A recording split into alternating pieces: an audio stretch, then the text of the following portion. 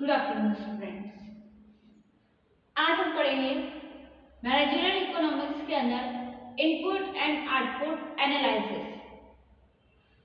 Input and output analysis क्या होते हैं, आज हम उसके बारे में डिस्कस करेंगे। तो जब आप मैनेजरियल इकोनॉमिक्स की बात करते हैं तो आप बात करते हैं प्रोडक्शन की, उनके डिमांड्स की और उससे निकले हुए एस्पेक्ट्स की।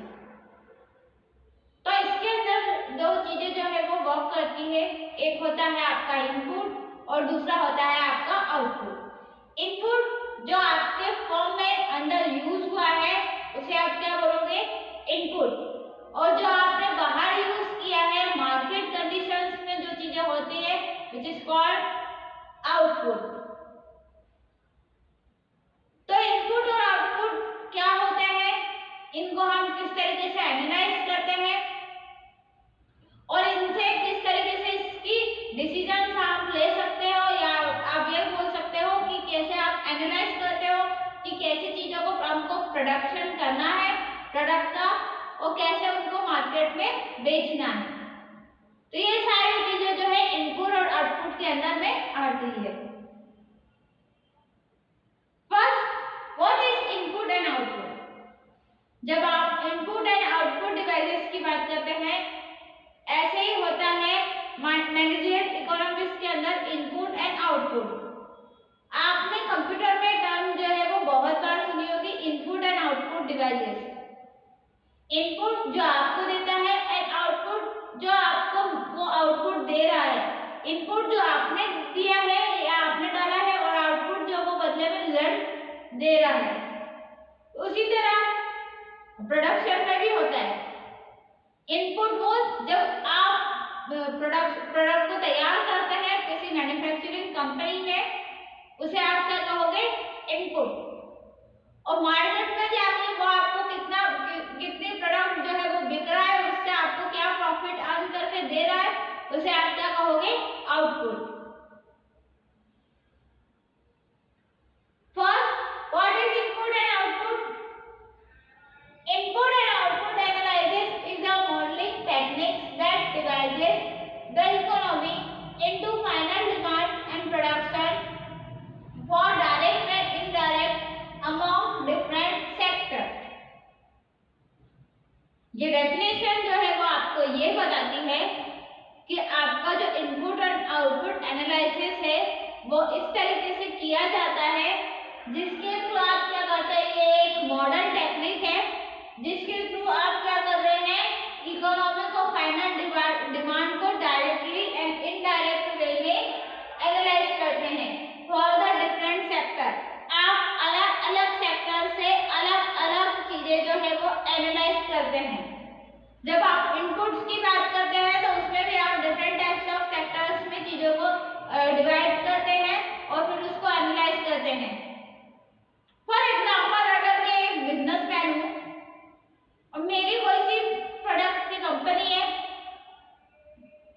तो मैं क्या करूंगी, मैन्युफैक्चरिंग कंपनी मेरी एक है तो उसमें मैं पहले ये देखूंगी कि मेरा जो मैं प्रोडक्ट तैयार कर रही हूँ उसमें कौन कौन सी चीजें जो है वो इन्वॉल्व है, उनको डिफरेंट पार्ट्स में जो है वो डिवाइड करूंगी।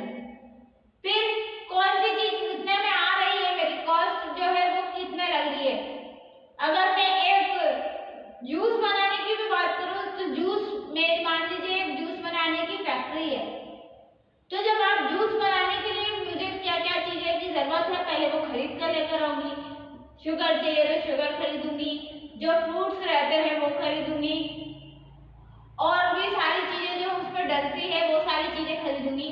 फिर उनको क्या करना, अलग अलग शुगर कितने में आई, कितना में लाई उसको, फिर फ्रूट्स मैंने कौन कौन से फ्रूट्स जो है वो खरीदे हैं और कितने पैसों में आए हैं वो, तो इनको क्या कर दिया मैंने, अलग अलग पार्टीशन में डिवाइड कर दिया।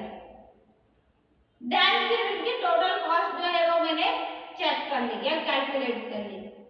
तो मुझे पता चला कि ये जो है वो डिफरेंट पार्ट्स में, तो डिफरेंट पार्ट्स में बांटूंगी तो मुझे एनालाइज करने में, कैलकुलेट करने में क्या होगा, आसानी होगी।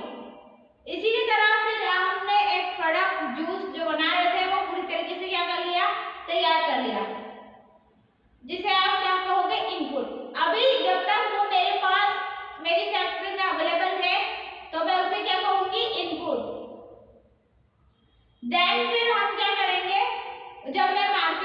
बेच दूंगी या शॉपकीपर मुझसे खरीद के, होलसेलर रिटेलर मुझसे खरीद कर लेकर चला जाएगा, तो वो और फिर उससे मैं देखती हूँ कि उससे मुझे कितना प्रॉफिट जो है वो अर्न हुआ। तो वो जो प्रॉफिट अर्न रिजल्ट मुझे मिला है कि मार्केट में कितना प्राइस पे प्रोडक्ट जो है वो बिक रहा है, वो क्या हो जाएगा मेरे लिए आउटपुट हो जाएगा। तो इनपुट एंड आउटपुट एनालिसिस क्या होता है? ऐसे एनालिसिस जो कि डिफरेंट अलग अलग सेक्टर्स में आप एनालाइज करते हैं, अलग अलग चीजों को ध्यान में रखते हुए। साथ ही साथ जो इनपुट और आउटपुट एनालिसिस होते हैं वो कैसे एनालाइज होते हैं? जब आप किसी इकोनॉमिक्स को प्रोडक्शन में किसी प्रोडक्शन को या सेलिंग को, इनको सबको एनालाइज करते हो, तो वो आपका कहलाता है इनपुट और आउटपुट एनालिसिस। नेक्स्ट हम फिर बात करेंगे इनपुट, आउटपुट एंड सिस्टम। तीन चीजों पर ये जो है वो निर्भर करता है, एक इनपुट, एक system and then output. 3 elements के ऊपर ये वर्क का होता है। First input which is called product demand. सबसे पहले जो आप एनालाइज करते हो वो क्या करते हो? प्रोडक्ट की डिमांड को एनालाइज करते हैं। ये कैसा हुआ? इनपुट हुआ कि अगर मेरे पास मैन्युफैक्चरिंग कंपनी की मैं ओनर हूं, तो मैं सबसे पहले ये एनालाइज करूंगी कि मार्केट में किस प्रोडक्ट की क्या डिमांड चल रही है। ये क्या है मेरे लिए? एनालिसिस है। मैंने इनपुट एनालाइज है, मैंने अभी तक प्रोडक्ट पूरी तरीके से मेरा तैयार होना हुआ, पहले मैं क्या करूं? प्रोडक्ट का डिमांड को एनालाइज कर रही हूं। तो ये क्या होगा? मैं खुद कर रही हूं, मतलब कंपनी के अंदर एनालाइजेशन हो रहा है, तो इसे क्या कहोगे आप? इनपुट एनालिसिस है। फिर energy required and then resources. अब क्या कौन सी एनर्जी रिक्वायर्ड है? लाइट कितनी चाहिए, आप पानी कितना चाहिए, जो भी केमिकल यूज हो रहे हैं वो कितने चाहिए, इनको एनालाइज करूंगी। Then third is resources. अब कोई सा भी प्रोडक्ट बनाने में मुझे क्या क्या कौन सी चीजों की जरूरत है, उनको एनालाइज करूंगी, तो वो क्या कहलाएंगे? मेरे रिसोर्सेज कहलाएंगे। अब ये सारी चीजों के अकॉर्डिंग मेरा जो है एक प्रोडक्ट तैयार हो जाएगा। फिर मैं ये किसके पास जाते हैं? सिस्टम के पास जाता है। फिर सिस्टम क्या करता है? इसको मशीन सेटअप टाइम के अकॉर्डिंग मशीन के थ्रू उसे पूरा तरीके से सेटअप करता है कि कितने दिनों में वो प्रोडक्ट जो है की क्वांटिटी में तैयार हो जाएगा। मान लीजिए अगर मेरी कोई चिप्स की फैक्ट्री है, तो मैं एक चिप सिर्फ एक ही बार में बना सकती हूँ। अगर मुझे क्विंटल्स में या थाउजेंड्स में बनाने हैं, 10 किलो, 15 किलो, 25 किलो, तो ये क्या रहेगा? फिर मशीन्स की रिक्वायरमेंट मेरी जो है वो बढ़ जाएगी, तो उसको मुझे टाइम के अकॉर्डिंग क्या करना पड़ेगा? सेटअप करना पड़ेगा। Then process time. अब उस प्रोडक्ट को तैयार होने में क्या लगेगा? थोड़ा टाइम लगेगा, तो वो क्या कहलाएंगे? प्रोसेस का टाइम कहलाएंगे। इसको आप क्या बोलते हैं? सिस्टम बोलते हैं। जैसे आप इनपुट आउटपुट डिवाइस अगर आप कंप्यूटर में देखें, तो आप जो इनपुट दे रहे हैं कंप्यूटर को, तो कंप्यूटर में कहाँ पर जाएगा? सीपीयू में जाएगा। आपने कहाँ पर दिया? मॉनिटर को दिया, मॉनिटर कहाँ पर जाएगा? सीपीयू में जाएगा। सीपीयू में से वो आंसर जो है वो कैलकुलेट होगा, देन आपको कहाँ पर आउटपुट वापस मिलेगा? मॉनिटर में मिलेगा। तो आपने कीबोर्ड के थ्रू इनपुट कहाँ पर दिया था? मॉनिटर पर दिया था, मॉनिटर ने क्लिक किया, सिस्टम बीच में कौन सा वर्क कर रहा है? सीपीयू वर्क कर रहा है। तो इनपुट एंड आउटपुट दोनों के बीच में, इनपुट आपने कीबोर्ड से दिया, आउटपुट आपको मॉनिटर से मिलेगा, और सिस्टम जो बीच में कैलकुलेशन का या सारे प्रोसेस का वर्क कौन कर रहा है? सीपीयू कर रहा है। तो ऐसे ही जो है हमारे ऑर्गेनाइजेशन में भी होता है। जब आप प्रोडक्ट को एनालाइज करते हैं, कस्टमर्स की डिमांड को एनालाइज करते हैं, तो वो कहाँ पर करते हैं? आप फैक्ट्रीज में, मैन्युफैक्चरिंग कंपनी में करते हैं। फिर वो क्या करते हैं? उसको पूरी तरीके से सिस्टम पर जाके पूरी चीजें जो है वो सेटअप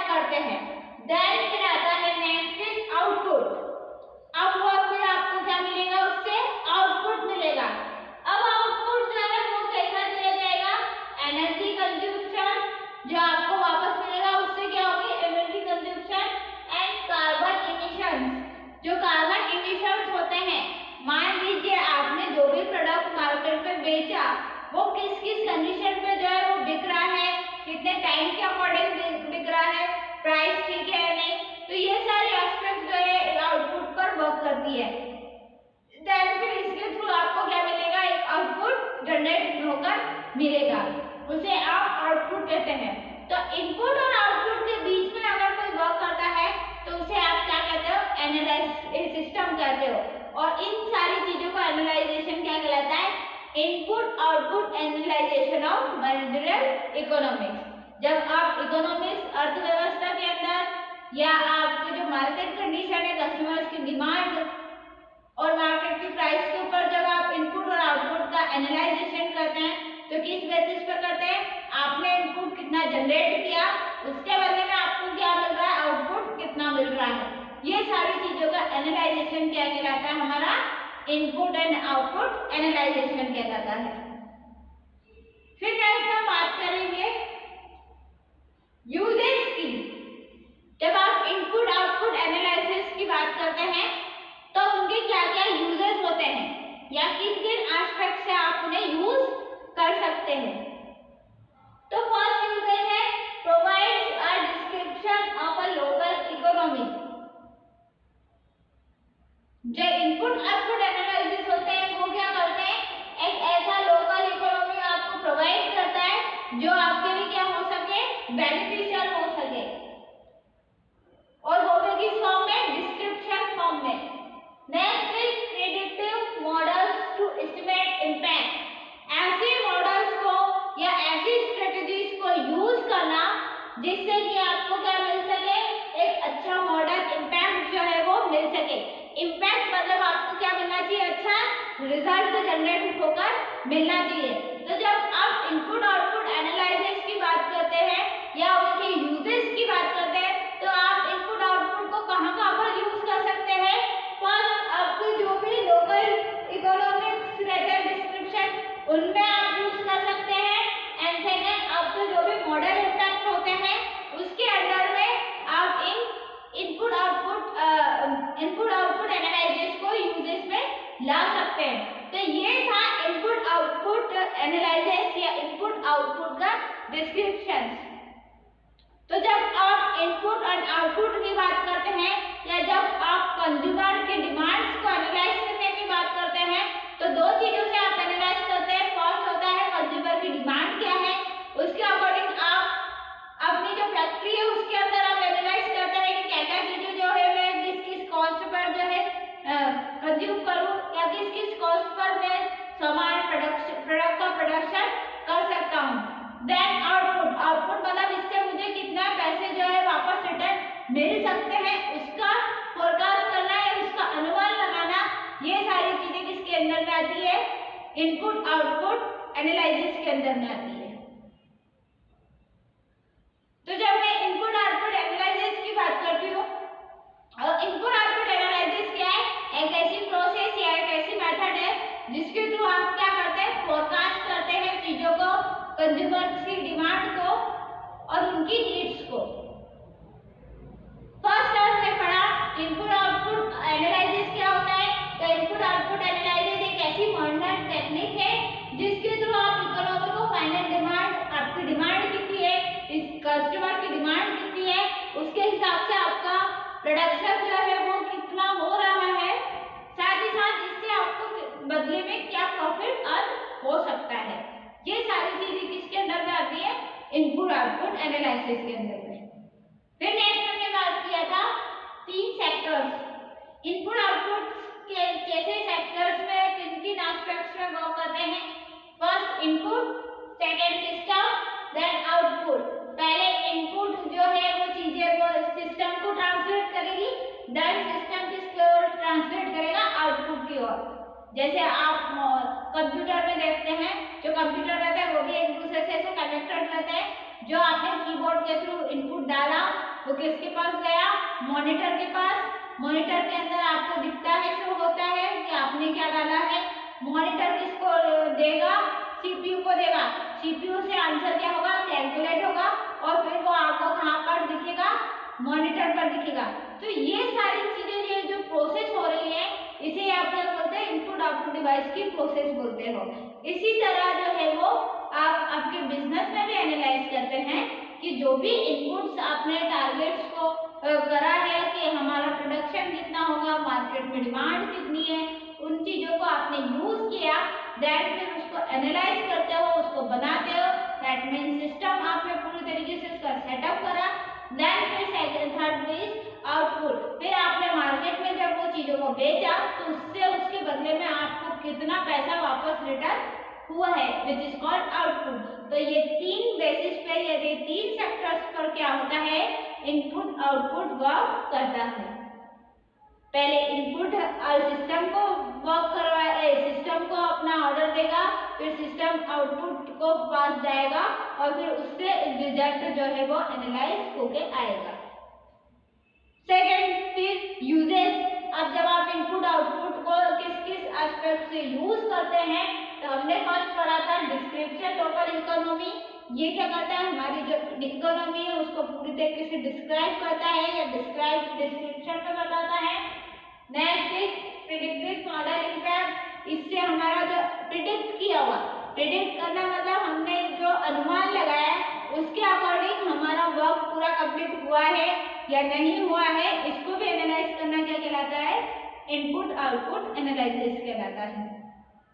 तो ये है इनपुट आउटपुट एनालिसिस के, आप बोल सकते हैं इनपुट आउटपुट एनालिसिस के डिस्क्रिप्शन या इनपुट आउटपुट एनालिसिस। इसी के साथ ये टॉपिक जो है वो कंप्लीट होता है। इसके अंदर इतना ही था कि what is input output analysis, या आप किन किन तरीके से इनपुट आउटपुट एनालिसिस होते क्या है, या किन किन एस्पेक्ट्स के थ्रू आप क्या करते हैं, इनपुट आउटपुट एनालिसिस करते हैं। तब तक के लिए थैंक यू सो मच। इसके आगे के टॉपिक्स जो है हम आगे के लेक्चर्स में पढ़ेंगे। तो thank you and please watching.